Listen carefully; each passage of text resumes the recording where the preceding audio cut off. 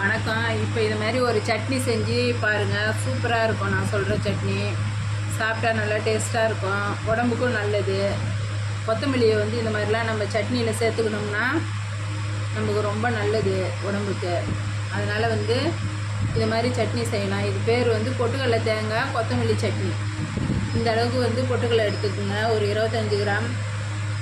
அதுக்கு சமமான அளவு தேங்காய், இவ்வளோ தூரம் கொத்தமல்லி, அப்புறம் வந்து 2 பல் பூண்டு, ஒரு 3 துண்டு இஞ்சி, சின்னதாக இருக்குது பாருங்கள் பச்சை மிளகா. அதனால் இது வந்து நான் 4 வச்சுருக்கேன்.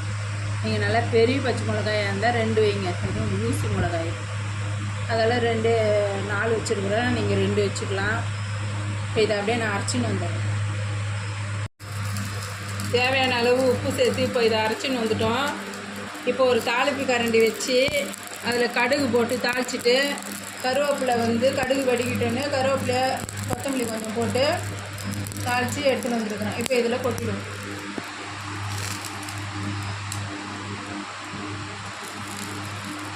இப்போ இந்த மாதிரி சூப்பரான ஒரு சட்னியை செஞ்சு சாப்பிடுங்க, உடம்புக்கு ரொம்ப நல்லது.